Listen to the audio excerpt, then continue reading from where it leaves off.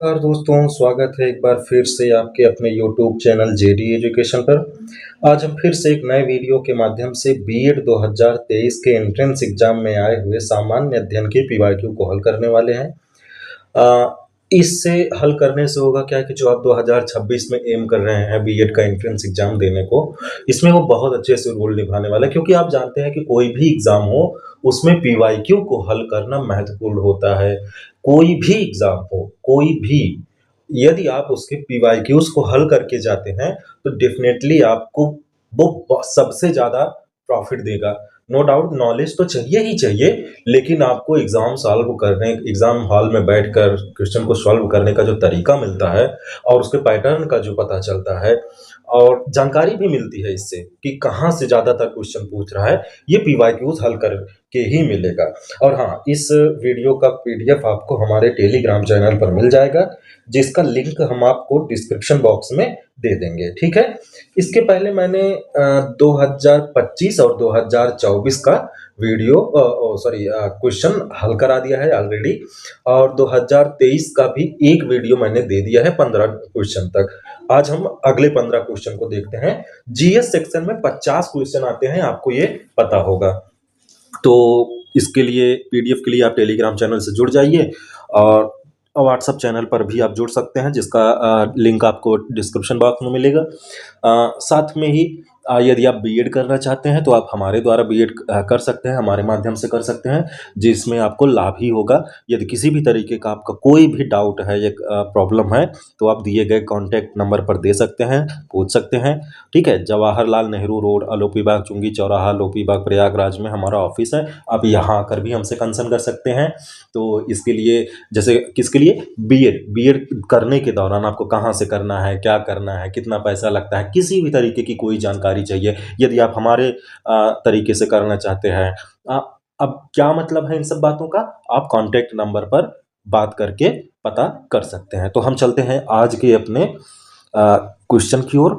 हमने 15 number question तक हल करा दिया है, आज 16 से शुरू करेंगे। ठीक है, क्वेश्चन नंबर 16 से हम शुरुआत करते हैं। तो क्योंकि हमने 15 तक ऑलरेडी हल कर लिया है, अगर आपने वो वीडियो नहीं देखा है तो आप 2025 के, 2024 के और 2023 का जो ये वीडियो है, पहले वाला लेक्चर 1, इसको जरूर देखो। प्ले लिस्ट में आपको ये सारी चीज़ें मिल जाएंगे। तो हम चलते हैं अब टाइम ना बर्बाद करते हुए क्वेश्चन नंबर 16 की ओर। क्या है क्वेश्चन नंबर 16, आइए देखते हैं। जैसा कि आप देख रहे हैं, हमारे देश के 2 राज्यों की राजधानी है। हमारे देश के 2 राज्यों के, तो क्वेश्चन पूछ रहा है, जैसे उत्तर प्रदेश है, उत्तर प्रदेश की राजधानी क्या है, लखनऊ। पटना बिहार की, ठीक। चेन्नई महाराष्ट्र की, ठीक। मुंबई महाराष्ट्र की, सॉरी, चेन्नई जो है वो तमिलनाडु को, मुंबई महाराष्ट्र की, ठीक। तो पूछ रहे हैं कि एक ही शहर है लेकिन उसकी जो राजधानी है वो 2 राज्यों की है। तो आप जानते हैं कि हमारा एक यूटी है, यूटी मतलब यूनियन टेरिटरी, केंद्र शासित प्रदेश चंडीगढ़, ठीक। चंडीगढ़ जो है वो पंजाब और हरियाणा दोनों की राजधानी है। चंडीगढ़ पंजाब और हरियाणा दोनों की राजधानी है। तो क्वेश्चन नंबर 16 जो है ये, इसका सही ऑप्शन क्या है, ऑप्शन नंबर बी, चंडीगढ़। ठीक, समझ में आया होगा। चलिए देख लेते हैं एक बार डिस्क्रिप्शन को, इसके व्याख्या को। चंडीगढ़ भारत का केंद्र शासित प्रदेश है, हमने अभी बताया, जो 3 ओर से पंजाब, हरियाणा और हिमाचल प्रदेश से लगा हुआ है। यह 2 राज्य हरियाणा और पंजाब की राजधानी है, ठीक। और हाँ, एक चीज और समझ लो, इसी वजह से इसे यूटी भी बनाया गया है, यूनियन टेरिटरी, केंद्र शासित प्रदेश भी बनाया गया है, क्योंकि ये 2 राज्यों की राजधानी। अब वहां पुलिस किसकी रहेगी, वहां कानून व्यवस्था के, कोई मर्डर हुआ तो, या फिर कोई रेप घटना या कोई भी ऐसा प्रॉब्लम हुई तो हरियाणा पुलिस कहे कि ये तो पंजाब पुलिस को देखना चाहिए, पंजाब पुलिस कहे कि ये तो हरियाणा पुलिस को देखना चाहिए। तो दोनों में अब सफाई कहीं नहीं हुई, विकास नहीं हुआ, तो एक दूसरे के ऊपर ये लोग अपना ब्लेम लगाते रहेंगे कि इन्होंने नहीं किया, हमने तो किया, वो कहेंगे कि हमने किया, इन्होंने नहीं किया। तो ऐसी समस्याओं से बचने के लिए ही ये केंद्र शासित प्रदेश हो गया है, इसको बना दिया गया, ठीक। प्रशासनिक दृष्टिकोण से, क्योंकि केंद्र शासित प्रदेश कई तरीके से बनाए जाते हैं, एक प्रशासनिक दृष्टिकोण से, एक भौगोलिक दृष्टिकोण से, एक सामरिक दृष्टिकोण से, एक कल्चरल दृष्टिकोण से, मतलब सांस्कृतिक दृष्टिकोण से। जैसे दमन दीव एकदम से संस्कृति उनकी चेंज है, तो इसलिए सांस्कृतिक दृष्टिकोण से। ठीक, अब सामरिक दृष्टिकोण से जैसे लक्षद्वीप हो गया, जैसे अंडमान निकोबार द्वीप समूह हो गया। ठीक, ये सब सामरिक दृष्टिकोण, सामरिक अति महत्वपूर्ण और संवेदनशील, क्योंकि हो सकता है कि ये चूंकि मुख्य भूमि से इतना दूर है तो बाहरी देशों से हाथ मिला सकते हैं यदि इनको स्वतंत्र राज्य बना दिया जाए। तो इन्हीं सब चीजों से बचने के लिए यूनियन टेरिटरी बना दिया गया उनको। तो चंडीगढ़ क्यों बनाया गया? प्रशासनिक दृष्टिकोण से। आशा करते हैं अब आपको ये क्लियर भी होगा। इसीलिए कहते हैं कि क्वेश्चन तो एक बार देखो लेकिन व्याख्या पूरी सुनो, व्याख्या से ही आपको आइडिया मिलता है चीजों का। ठीक, चलते हैं क्वेश्चन नंबर 17 की ओर। क्या कहता है? एक भारतीय प्रबंधन संस्थान यूपी में है, यह डॉट डॉट डॉट में स्थित है। भारतीय प्रबंधन संस्थान, तो कहाँ है ये? यह है लखनऊ में। ठीक, लखनऊ में है। Option number D, option number D. Uttar Pradesh में एक भारतीय प्रबंधन संस्थान है, IIM। ठीक, मैनेजमेंट का आप सुने होंगे ना, इंडियन इंस्टीट्यूट ऑफ मैनेजमेंट, तो वो कहाँ है अपने यहाँ? वो लखनऊ में है। उत्तर प्रदेश में एक प्रबंधन संस्थान IIM है, लखनऊ में स्थित है। इसकी स्थापना 1984 में भारत सरकार द्वारा की गई थी। चलते हैं क्वेश्चन नंबर 18 की ओर।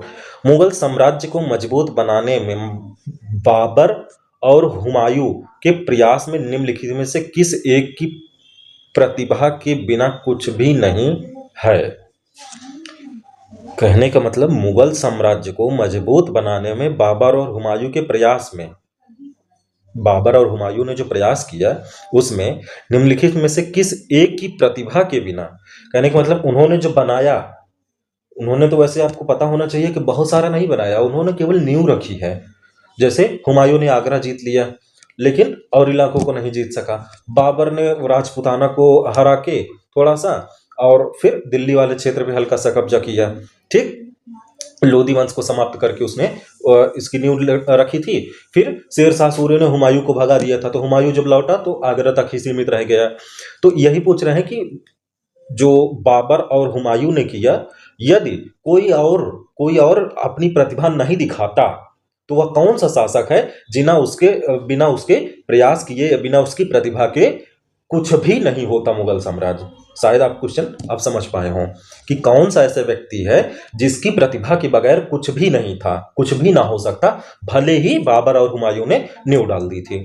तो आप जानते हैं कि सबसे योग्य और सबसे कुशल शासक जो था वो ऑप्शन नंबर सी अकबर था। अकबर ही था जो वास्तव में मुगल साम्राज्य को मुगल साम्राज्य बनाया था।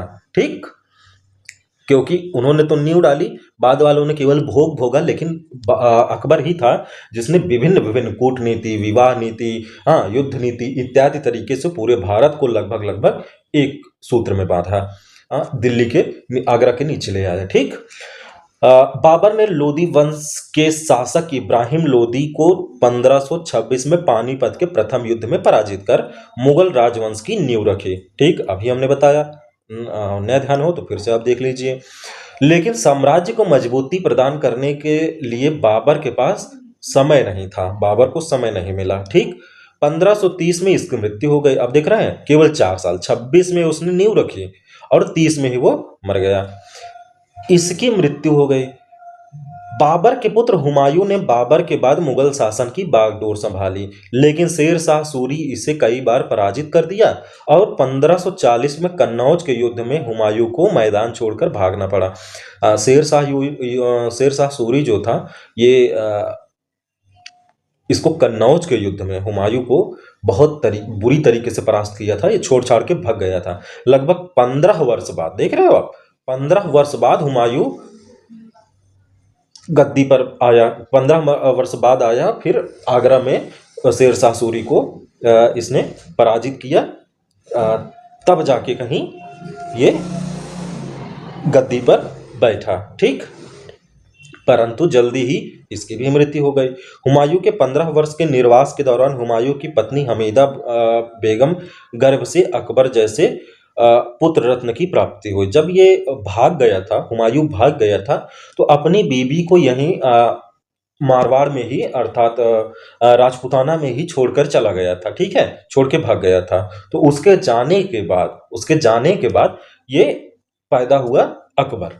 ठीक, तो जिसने आगे चलकर मुगल राजवंश की अ, मजबूती राजवंश को मजबूत किया। ठीक, अकबर ने अपने लंबे शासनकाल में मुगल राजवंश के विस्तार तथा प्रशासनिक सुधार संबंधी कई कार्य किए। इस प्रकार कहा जा सकता है कि बाबर ने मुगल वंश की नींव रखी, जिसे हुमायूं के पुत्र अकबर ने मजबूती प्रदान की। ठीक, तो चलते हैं नेक्स्ट क्वेश्चन पर, क्वेश्चन नंबर 19। तो एक बार हम थोड़ा सा इसका वो देख लेते हैं कि सबसे पहले गद्दी पर कौन बैठा था। तो सबसे पहले बाबर बैठा। ठीक, बाबर, फिर हुमायूं, फिर अकबर, फिर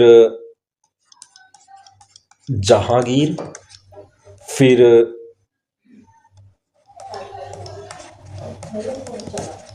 शाहजहां, फिर औरंगजेब। फिर औरंगजेब के बाद से ही मुगल सत्ता जो है वो डगमगा गई। फिर उतने योग्य शासक नहीं थे, लेकिन इसका बड़ा बेटा था मुअज्जम। मुअज्जम जो है वो बहादुर शाह के नाम से गद्दी पर बैठा। तो आप लिख सकते हैं बहादुर शाह। ठीक, तो बहादुर शाह के नाम पर गद्दी पर बैठा। ये क्रम आप याद रख लीजिएगा, हो सकता है कभी आपको ये पूछ ले, तो आप कंफ्यूज ना हो, तो ये जरूर ध्यान में रखिएगा। वैसे औरंगजेब तक ही पूछेगा, उसके बाद तो फिर नहीं पूछता, मुगल वंश के बारे में फिर नहीं पूछता है। फिर एक बार नादिर शाह के आक्रमण के दौरान मोहम्मद शाह रंगीला बैठा था, ये भी आप ध्यान में रखिएगा। फिर उसके बाद सबसे लास्ट शासक जो था, मुगल शासक, वो बहादुर शाह जफर था। ठीक, ये वाला बहादुर अलग है। बहादुर शाह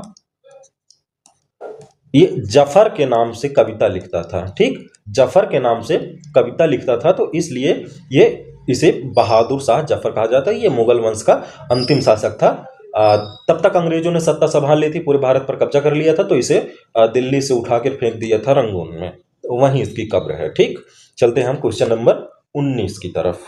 ये क्रम आप याद रखिएगा। भारत को अंग्रेजों से स्वतंत्रता दिलाने के लिए राष्ट्रवादी संघर्ष में शामिल होने के लिए किसने आईसीएस जैसे एक शानदार कैरियर का त्याग कर दिया था। आईसीएस जो होता है, ये जैसे कि आप जानते होंगे अपने देश में आईएएस पीसीएस की सेवाएं होती हैं। तो आईएएस की जो परीक्षा होती है, सिविल सर्विसेज की परीक्षा जो होती है, उसी से आईएएस भी बनते हैं, उसी से पीसीएस भी बनते हैं, उसी से सॉरी पीसीएस नहीं, आईपीएस बनते हैं, उसी से आईआरएस बनते हैं। दो तरीके का आईएएस, मतलब आईआरएस का मतलब revenue service, Indian revenue service, और आईएफएस भी बनते हैं। दो प्रकार का होता है, एक IFS Indian foreign service, foreign जो विदेशों में राजदूत वगैरह होते हैं, उसी में एक होते हैं इंडियन फॉरेस्ट सर्विस, जो जंगलों वगैरह की निगरानी देखते हैं, करते हैं, इन सब चीज़ों को देखते हैं। उसी में से एक होता है आईसीएस, बहुत से पद होते हैं, उसी में से एक होता है आईसीएस। तो यही पूछ रहा है कि कौन आईसीएस था। आईसीएस की सिविल सर्विसेज में था, लेकिन उसने स्वतंत्रता दिलाने के लिए अपना पद त्याग कर दिया था। Option A Jawaharlal Nehru, option B Mahatma Gandhi, C Netaji Subhash Chandra Bose, और डी मोहम्मद अली जिन्ना। आपको ये पता होना चाहिए कि ये तीनों नेहरू, गांधी और जिन्ना, ये तीनों बैरिस्टर थे, मतलब वकील थे। ठीक, ऑप्शन सी इसका सही है, नेताजी सुभाष चंद्र बोस। ठीक, नेताजी सुभाष चंद्र बोस इसका सही ऑप्शन है, ऑप्शन नंबर सी।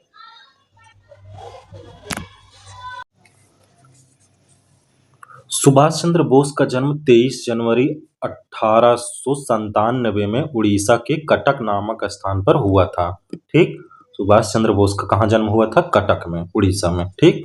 द्वितीय विश्व युद्ध के दौरान पश्चिमी शक्तियों के विरुद्ध आजाद हिंद फौज का नेतृत्व करने वाले बोस एक भारतीय क्रांतिकारी थे।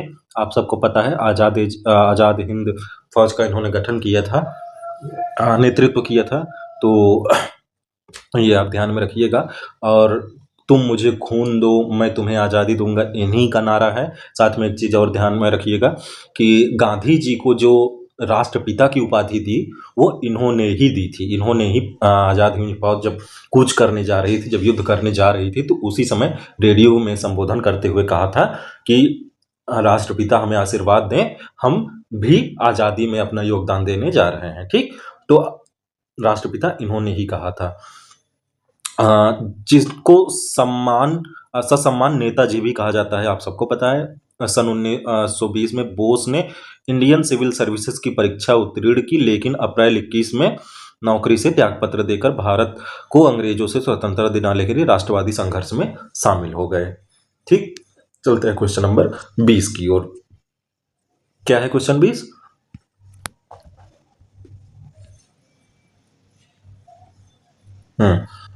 अंग्रेजों ने सूरत में अपनी पहली फैक्ट्री किसकी अनुमति से स्थापित की थी? अंग्रेज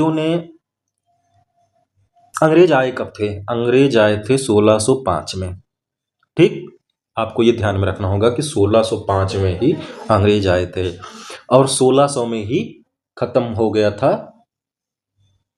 कौन? अकबर। अकबर जो है ये खत्म हो चुका था। आपको पता है औरंगजेब सबसे लास्ट में आया। शाहजहां जहांगीर का बेटा था। तो इसका सही ऑप्शन क्या है? Option number B. किसकी अनुमति से फैक्ट्री स्थापित की थी? तो पहली फैक्ट्री उन्होंने 1609 में स्थापित की थी। ठीक। अंग्रेजों ने सूरत में पहली फैक्ट्री स्थापित की थी। तो उस समय भारत का शासन कौन करता था? जहांगीर करता था। मुगल दरबार में आने वाला प्रथम अंग्रेज कैप्टन हॉकिंस था, जो जेम्स प्रथम के राजदूत के रूप में अप्रैल 1609 में जहांगीर के दरबार में गया था। ठीक। 1609 में गया था।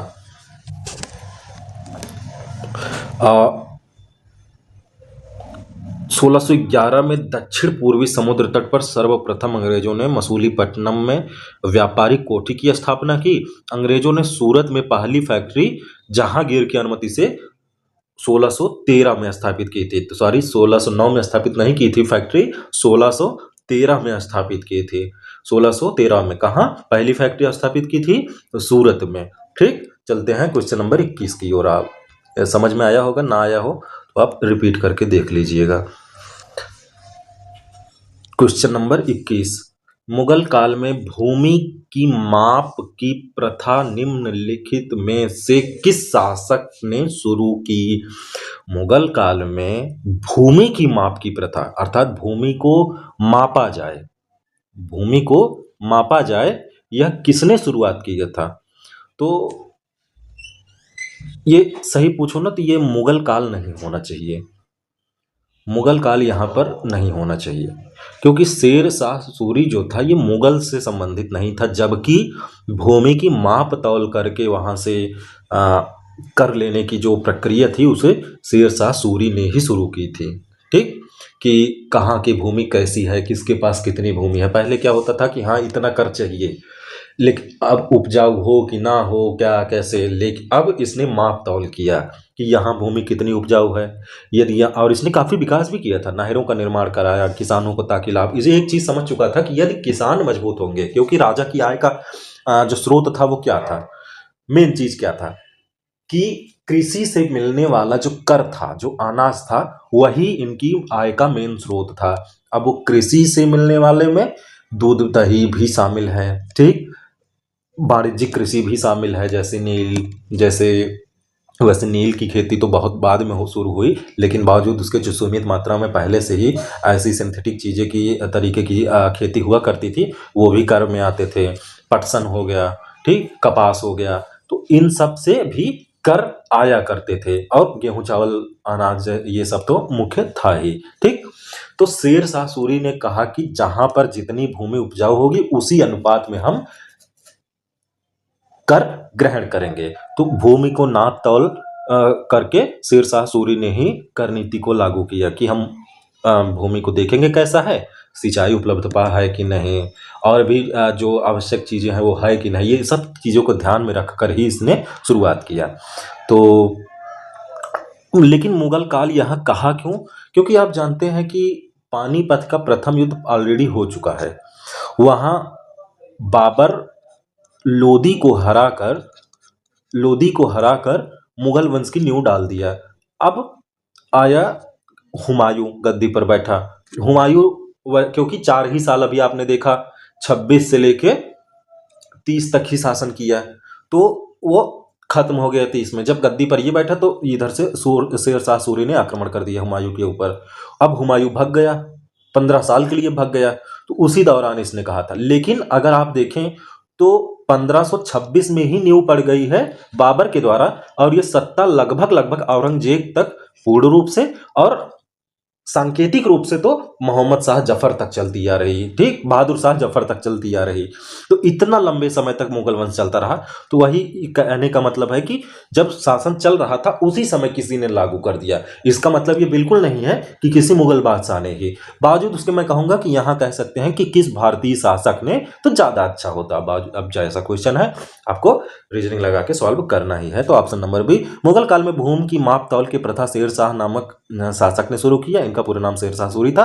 शेरशाह ने भूमि की माप के लिए 39 अंगुल तथा 72 इंच वाला सिकंदरी गज एवं सन की डंडी का प्रयोग किया। ठीक, चलते हैं क्वेश्चन नंबर 22 की ओर। क्या कहता है 22, निम्नलिखित में से कौन सा 1897 की क्रांति का कारण नहीं था? अर्थात जो कारण दिए गए हैं इनमें से कौन सा कारण ऐसा है जो 1857 की क्रांति का कारण नहीं बना? ठीक, तो अर्थात 3 कारण ऐसे होंगे दिए गए में जो होंगे कि इन्हीं के कारण हुआ, और एक कारण ऐसा होगा जिसके कारण नहीं हुआ। ठीक, तो ऑप्शन ए लॉर्ड डलहौजी की अपहरण नीति।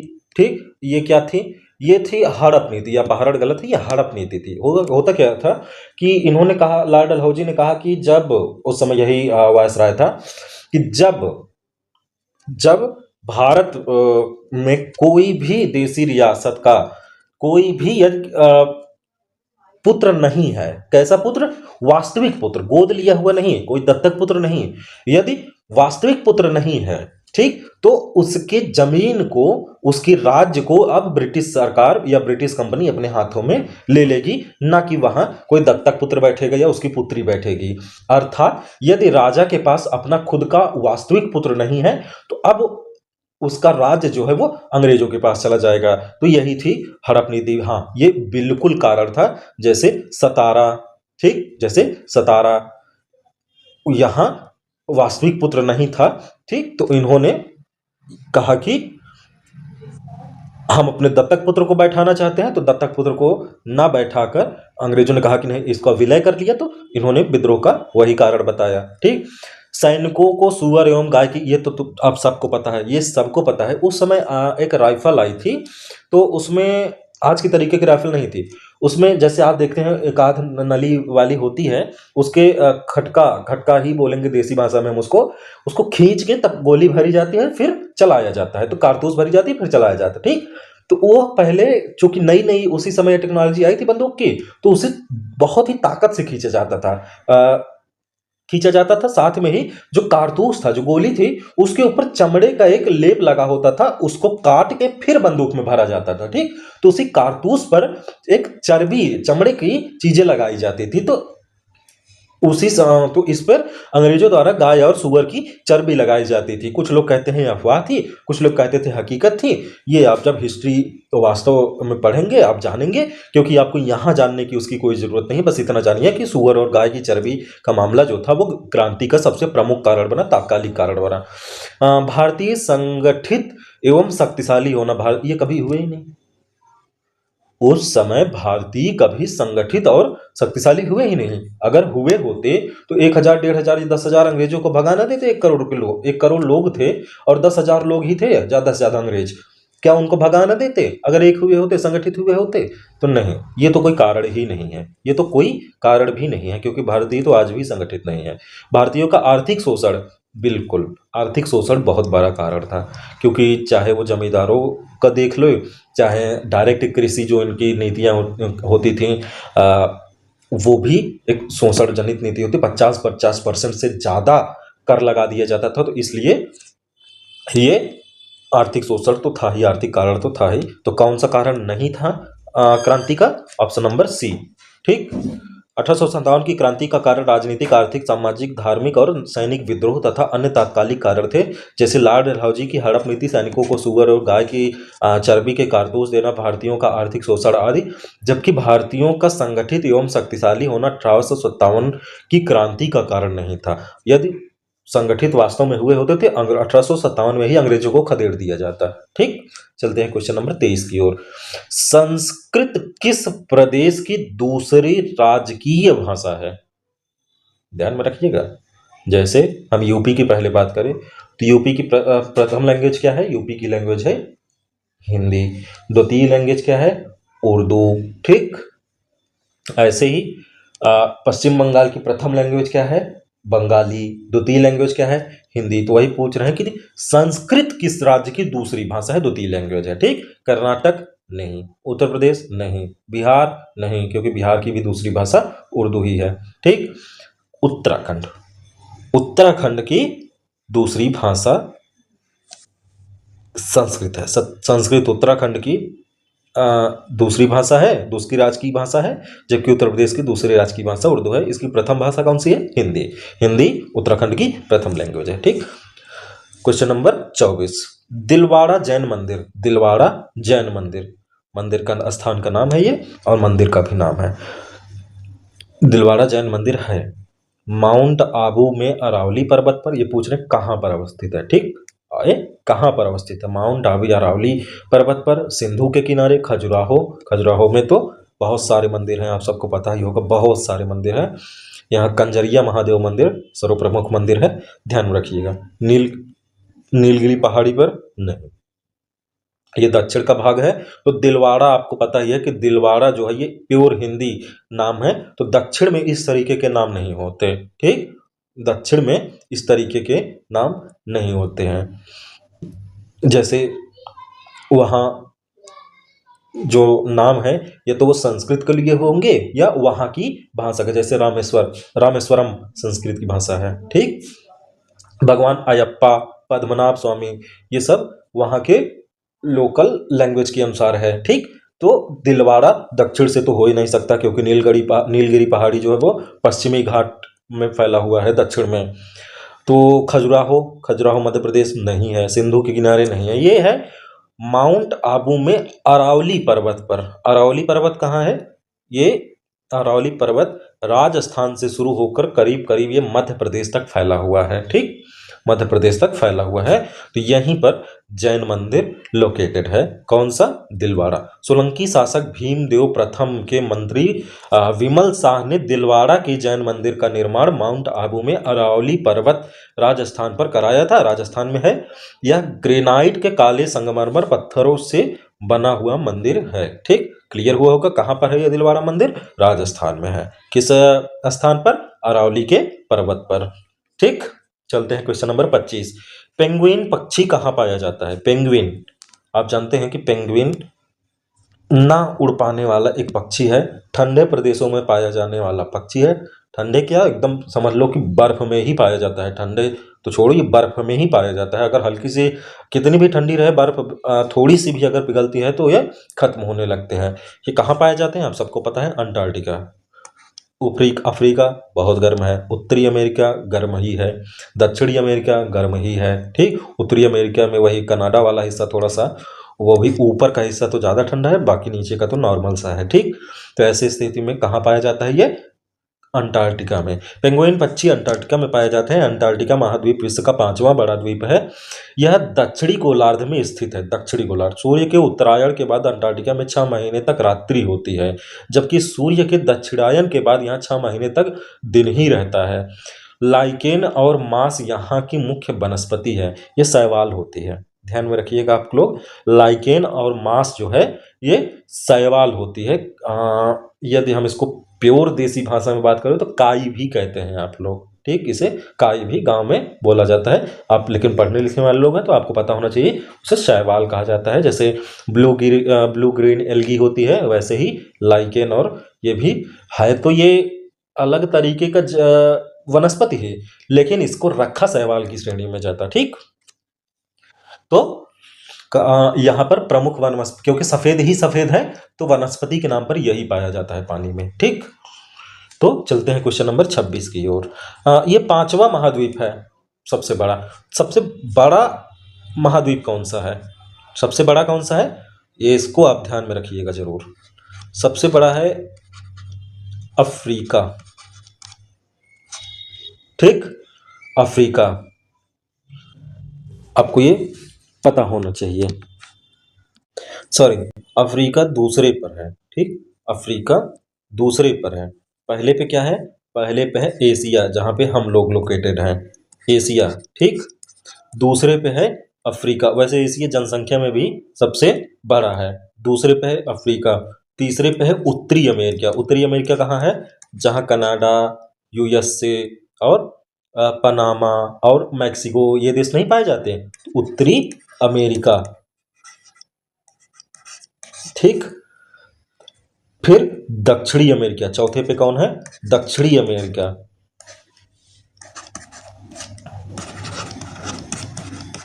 पांचवे पे कौन है? जैसा कि पढ़ा, अंटार्कटिका, ठीक। छठे पे कौन है? यूरोप। और सातवें पे कौन है? ऑस्ट्रेलिया, इसे ओशियाना भी कहा जाता है, ठीक, ऑस्ट्रेलिया। पहले पे एशिया, दूसरे पे अफ्रीका, तीसरे पे उत्तरी अमेरिका, चौथे पे दक्षिणी अमेरिका। दक्षिणी अमेरिका में ब्राजील बड़ा देश है, आपको याद होगा, अर्जेंटीना है देश, ठीक ठीक। तो अभी चर्चा में एक था ना वो वेनेजुएला, जहाँ के राष्ट्रपति को डोनाल्ड ट्रंप ने उठवा लिया, वो भी दक्षिणी अमेरिका में ही लोकेटेड है। तो अफ्रीका के बारे में एक चीज ध्यान में रखिएगा आप लोग कि अफ्रीका जो है ये कर्क रेखा, भूमध्य रेखा और मकर रेखा तीनों लाइनें यहां से गुजरती हैं, इस महाद्वीप से तीनों लाइनें गुजरती हैं। और यहां पर तीनों प्रकार की वो पाई जाती हैं, मौसम पाए जाते हैं। जैसे ये भूमध्य से में भी है, उष्ण कटिबंध में है, उपोष्ण कटिबंध में है और शीत कटिबंध में भी है। दक्षिणी अमेरिका का जो भाग है ये शीत कटिबंध में भी है थोड़ा सा, ठीक। तो चलते हैं क्वेश्चन नंबर 26 की ओर। नवेली निम्नलिखित में से किस वस्तु की खाने के लिए प्रसिद्ध है? नवेली निम्नलिखित में से किस वस्तु को की खानों के लिए प्रसिद्ध है? खानों मतलब जहां से वो चीज मिलती है, उस जहां पर किस चीज की खान पाई जाती है। जैसे कोयले की खान होती है ना, हनी सिंह का गाना भी है, कोयले की खान में हीरे को पहचानते हैं। तो वैसे ही खाने होती हैं, सोने की भी खान होती है, चूना पत्थर की भी होती है, हीरा की भी होती है, लिग्नाइट, तो लिग्नाइट ही है। नवेली जो है ये चेन्नई में है, ठीक, चेन्नई में है। तो यहां पर लिग्नाइट पाया जाता है। लिग्नाइट क्या है? आप ये हमें कमेंट बॉक्स में जरूर बताइएगा।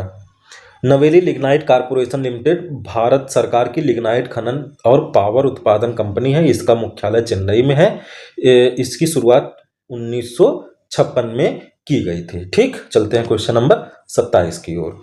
भारत का आर्थिक सर्वेक्षण प्रत्येक वर्ष सरकारी तौर पर प्रकाशित किया जाता है। तो जैसे बजट होता है, बजट, ठीक, वैसे ही हर साल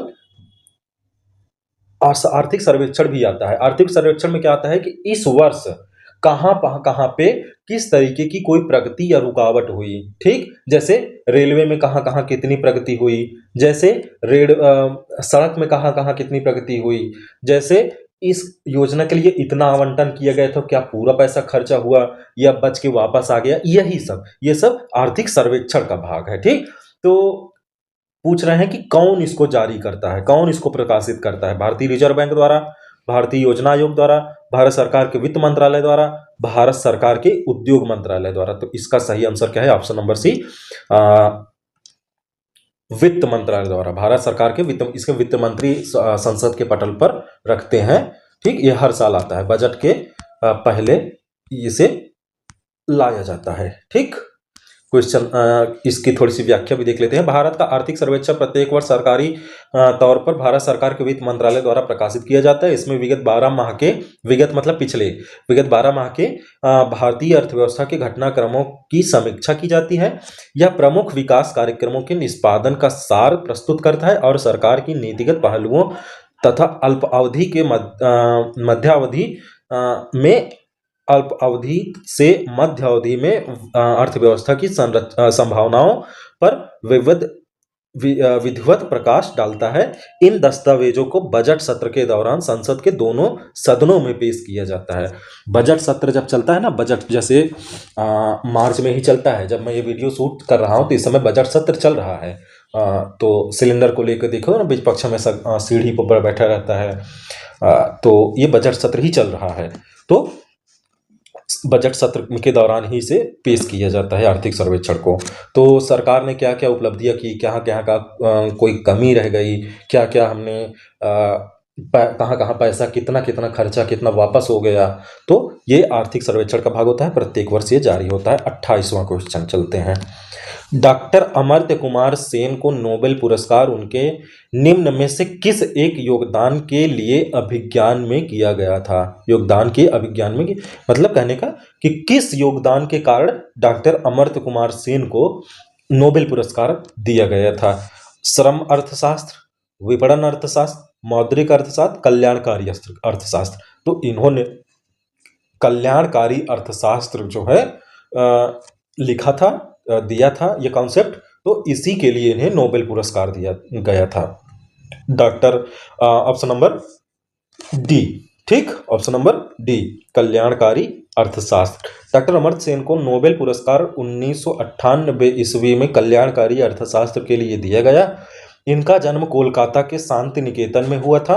वर्ष 2023 में अर्थशास्त्र का नोबेल पुरस्कार हार्वर्ड यूनिवर्सिटी में प्रोफेसर क्लाडिया गोल्डिन को दिया गया। तो ये करंट का क्वेश्चन था उस समय का, क्योंकि अर्थशास्त्र को फिर से नोबेल पुरस्कार में दिया गया था प्रोफेसर क्लाडिया को, तो इसलिए क्वेश्चन पूछ लिया गया था। दोबारा से बहुत ही कम चांस है कि पूछा जाए। चलते हैं अगले क्वेश्चन नंबर 29 की ओर।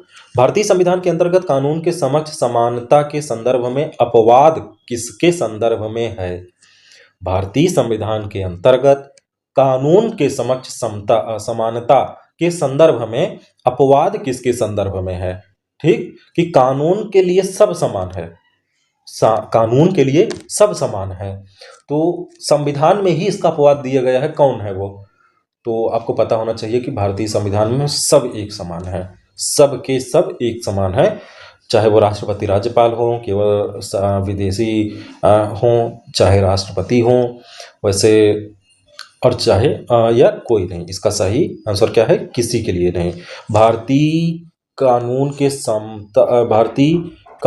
के समक्ष समता का अर्थ है कि राज्य सभी व्यक्ति के लिए एक समान कानून बनाएगा। ठीक, कानून सबके लिए एक समान बनेगा। ऐसा नहीं कि अमीरों के लिए कानून बना अलग है, लागू कितना होता है ये अलग मैटर है। यहाँ सैद्धांतिक बात हो रही है, व्यवहारिक बात नहीं हो रही है। सैद्धांतिक बात पूछ रहा है कि क्या सबके लिए अलग अलग कानून है? मर्डर करने पर राष्ट्रपति को कम या अंबानी को कम और गरीबों को ज्यादा मिलेगा दंड? नहीं। तो कानूनी तौर पर ऐसा कुछ नहीं है। ये व्यवहारिक तौर पर कुछ भी हो सकता है, लेकिन सैद्धांतिक तौर पर ऐसा कुछ नहीं है। तो राज्य के सभी व्यक्ति के लिए समान कानून बनाएगा तथा उन पर एक समान कानून लागू होगा। भारतीय संविधान अनुच्छेद 14 विधि के समक्ष समानता का अधिकार देता है। तो आर्टिकल 14 भारतीय संविधान का जो भाग 3 है मौलिक अधिकार, उसी के अधिकारों में ही अनुच्छेद नंबर 14 जो है वो विधि के समक्ष समानता का अधिकार देता है। यह एक मौलिक अधिकार है। यह अनुच्छेद भारत के राज्य क्षेत्र के भीतर भारतीय नागरिकों एवं विदेशी नागरिकों के लिए समान व्यवहार या उपबंध करता है। ऐसा नहीं है कि मर्डर करने पर विदेशी नागरिकों को कोई दंड नहीं मिलेगा, जो भारतीय संहिता में है वही दंड उनको भी भुगतना पड़ेगा।